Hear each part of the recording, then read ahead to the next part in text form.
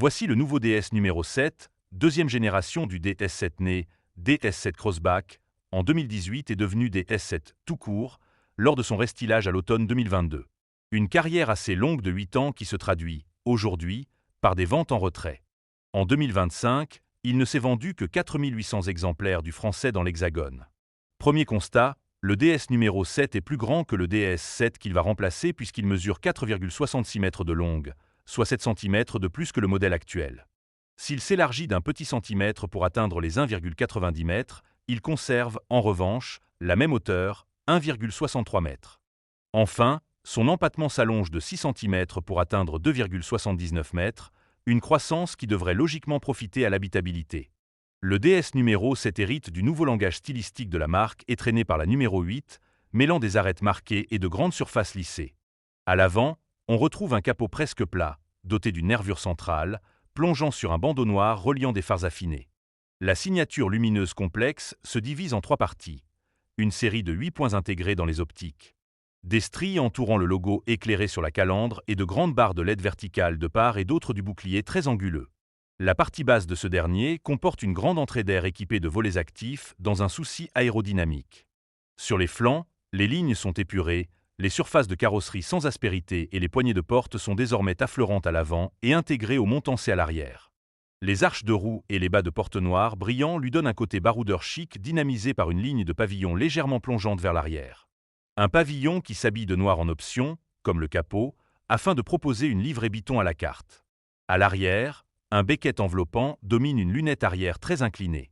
La signature lumineuse du nouveau SUV adopte la même physionomie que celle de l'avant avec des feux horizontaux et des barrettes verticales à LED. Le haillon, très lisse, surplombe enfin un pare-choc proéminent intégralement noir laqué. La DS numéro 7 est équipée de série d'un système d'amortissement variable relié à une caméra placée en haut du pare-brise. Ce système, associé à des capteurs d'assiette et à 3 accéléromètres, analyse la surface de la route en quelques millisecondes et transmet les informations à un calculateur qui agit sur chaque roue. Ce mécanisme active une électrovanne qui contrôle le passage de l'huile entre la chambre inférieure et la chambre supérieure de l'amortisseur, ou inversement, selon que l'amortisseur doit se comprimer ou se détendre. La suspension s'adapte ainsi parfaitement et en temps réel aux irrégularités de la route, offrant à la DS numéro 7 une tenue de route et un confort exceptionnel. Avec une ligne de visée réglée à 1,29 m du sol, le conducteur bénéficie d'une position de conduite optimale. Il pourra également profiter de l'affichage tête haute étendue DS, un affichage tête haute en réalité augmentée qui fournit des informations pertinentes et non intrusives, telles que la vitesse ou l'itinéraire à suivre. Avec des flèches pour faciliter le choix entre 2 rues. Les panneaux de signalisation défilent en douceur sur le pare-brise en réalité augmentée. L'affichage tête haute étendue DS est un copilote efficace et discret. La vision nocturne DS améliore la visibilité grâce à une caméra infrarouge intégrée au pare-choc. Ainsi, la DS numéro 7 peut détecter les piétons et les animaux jusqu'à 300 mètres. Le système affiche un message sur le combiné d'instruments numériques et les obstacles en mouvement sont signalés d'abord en jaune, puis en rouge pour alerter le conducteur. La vision nocturne DS s'active dès l'allumage des phares. Cet atout majeur contribue à la sécurité routière et permet une conduite nocturne plus sereine. À l'intérieur, le numéro 7 reprend l'architecture de la numéro 8, à la fois sobre, raffinée et technologique. La planche de bord au dessin parfaitement horizontal se divise en 2. La partie inférieure intègre les aérateurs centraux et une ligne de boutons pour commander l'aération, le dégivrage et la climatisation. En haut, on retrouve les aérateurs latéraux, un écran tactile central de 16 pouces compatible Apple CarPlay et Android Auto sans fil, ainsi qu'un compteur numérique de 10,25 pouces situé derrière le volant en X équipé de commandes pour gérer le volume, les appels, le régulateur de vitesse et le freinage régénératif. Le tout est complété par l'affichage tête haute. La console centrale est identique à celle de la numéro 8 et inclut un espace pour déposer un smartphone, le sélecteur de vitesse. Un raccourci pour les modes de conduite ainsi que la fonction One Pedal permettant aux versions électriques de freiner jusqu'à l'immobilisation du véhicule sans toucher la pédale de frein. Les nouveaux sièges se montrent très confortables et sont recouverts de tissu ou de cuir nappa façon bracelet de montre sur les finitions hautes.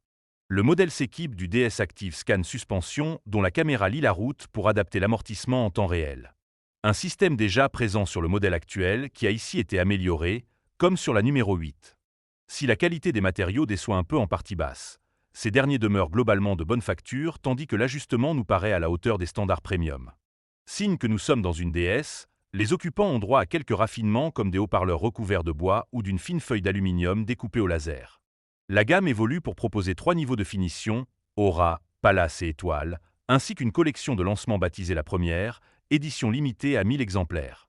De son côté, le nuancier compte toujours 6 coloris. Mais il se renouvelle et se compose des verts soyeux, gris palladium, cristal pearl, blanc alabasté, noir perlanera et bleu topaze. En ce qui concerne le coffre, les progrès sont ténus puisque le volume de chargement passe de 541 à 560 litres sous tablette. Une valeur qui reste toutefois dans la bonne moyenne de la catégorie.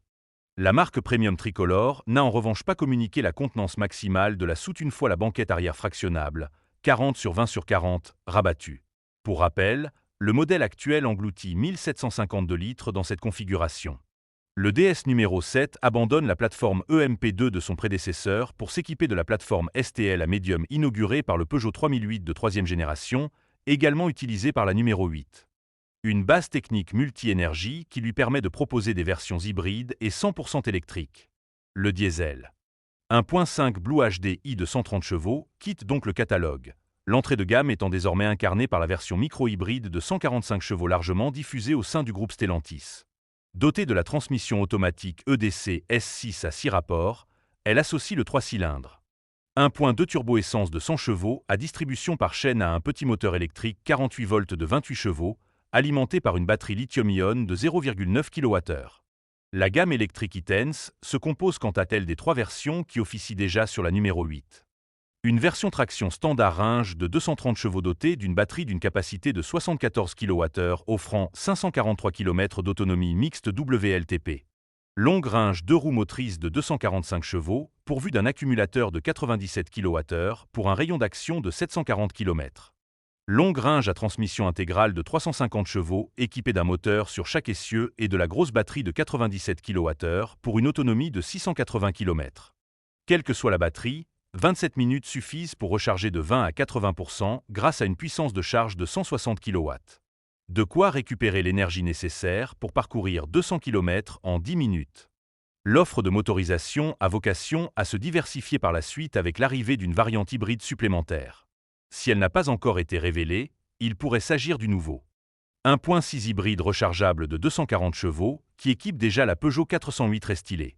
Contrairement à son prédécesseur qui était assemblé à Mulhouse, le numéro 7 sera fabriqué dans l'usine italienne de Melfi, comme la berline crossover numéro 8. Le SUV haut de gamme arrivera en concession en octobre 2026 à des tarifs qui seront dévoilés début mai, à l'ouverture des commandes. Mais les professionnels peuvent le commander depuis le 17 mars en version e-Tense de 230 chevaux standard range étoile business à partir de 64 200 €. Pour rappel, l'actuel DS7 dont la gamme est dépourvue de version micro-hybride et électrique débute à 51 850 € en variante diesel 1.5 Blue HD i de 130 chevaux. Un ticket d'entrée qui augmentera donc significativement à l'occasion de cette deuxième génération du modèle. Le DS Drive Assist 2.0 représente une avancée vers la conduite semi-autonome. Il offre un changement de voie semi-automatique avancé, sans intervention du conducteur. Disponible entre 70 et 140 km/h, il s'active automatiquement lorsque le conducteur actionne le clignotant. Dans ce cas, le système vérifie l'absence de véhicule sur la voie concernée et, si les conditions sont réunies, le changement de voie semi-automatique s'amorce. Le système dirige le véhicule vers la voie souhaitée par de légères corrections au volant. Si la manœuvre présente un danger, des lignes oranges s'affichent, un signal sonore retentit et le changement de voie est annulé. Le DS Drive Assist 2.0 est également enrichi par la fonction ACC prédictive. Celle-ci conserve toutes les fonctionnalités du régulateur de vitesse adaptatif, ACC Stop et Go, et y ajoute la possibilité d'adapter la vitesse au profil de la route et aux limitations de vitesse. Elle permet ainsi à l'utilisateur de profiter de la fonction ACC dans un plus grand nombre de situations pour une conduite plus sereine. Grâce aux cartes horizon et à la caméra de pare-brise, le système intègre le type de route, autoroute, route de campagne, la limitation de vitesse et connaît le rayon du prochain virage afin d'adapter la vitesse en conséquence. La DS numéro 7 ralentit progressivement avant d'aborder un virage, puis accélère à nouveau. Cette fonction est également active aux ronds-points et aux intersections. L'assistant de maintien de voie est également inclus dans le DS Drive Assist 2.0. Il détecte les déviations et corrige progressivement la trajectoire du véhicule pour le maintenir dans sa voie. Le franchissement d'une ligne sans avoir préalablement activé le clignotant est considéré comme une déviation, déclenchant l'intervention du système, qui fonctionne entre 70 et 180 km/h. Cette fonction est obligatoire en Europe et peut être désactivée depuis l'écran tactile. L'assistant actif de changement de voie est la dernière technologie de détection des angles morts. Il utilise un radar d'une portée de 75 mètres, contrairement au capteur à ultrasons dont la portée est de seulement quelques mètres. Ce système avertit le conducteur de l'approche de véhicule par l'arrière, allume une LED dans le rétroviseur extérieur du côté concerné et, si le conducteur tente malgré tout de changer de voie. Une légère résistance est appliquée sur le volant pour tenter de le dissuader d'effectuer la manœuvre. Le système d'alerte de vigilance du conducteur, composé de 2 caméras, surveille en permanence le regard et le comportement du conducteur afin de détecter tout signe de fatigue, de distraction ou de somnolence. Une caméra infrarouge, située en haut de la colonne de direction, observe le visage, le regard et les paupières. Une caméra multifonction, placée en haut du pare-brise, détecte les écarts du conducteur entre les lignes blanches à plus de 65 km/h. Si le système détecte un manque d'attention, un signal sonore et un message d'avertissement s'affichent sur le tableau de bord. La DS numéro 7 est équipée de 12 capteurs à ultrasons qui surveillent son environnement. Ces capteurs sont complétés par une caméra de recul Visiopark pour les manœuvres en marche arrière. Le système Vision 360 complète ce dispositif grâce à 3 caméras supplémentaires, situées dans le pare-chocs arrière, la calandre et sous les rétroviseurs extérieurs. L'alerte de circulation transversale arrière est conçue pour vous aider à reculer en toute sécurité dans des espaces où la visibilité est réduite, véhicules, piétons, cyclistes. Pour ce faire, le dispositif utilise un radar de recul, surveille 2 zones de détection, jusqu'à 40 mètres à droite et à gauche, et fonctionne de 0 à 10 km/h. Le système WPP détecte les confusions entre l'accélérateur et le frein. Il est particulièrement actif et utile lorsque l'on appuie fortement sur l'accélérateur au lieu du frein. Si un obstacle se trouve à proximité immédiate du véhicule, l'accélération est réduite et le conducteur est averti par un signal visuel et sonore. Le système WPP fonctionne en marche avant et en marche arrière. La DS numéro 7 est équipée d'un système d'exploitation dont la puissance a été décuplée et franchit une nouvelle étape avec ses packs de services qui offrent une plus grande sérénité. Les services connectés constituent désormais l'un des atouts majeurs de notre offre pour nos clients haut de gamme, très exigeants, notamment lorsqu'ils choisissent une voiture électrique.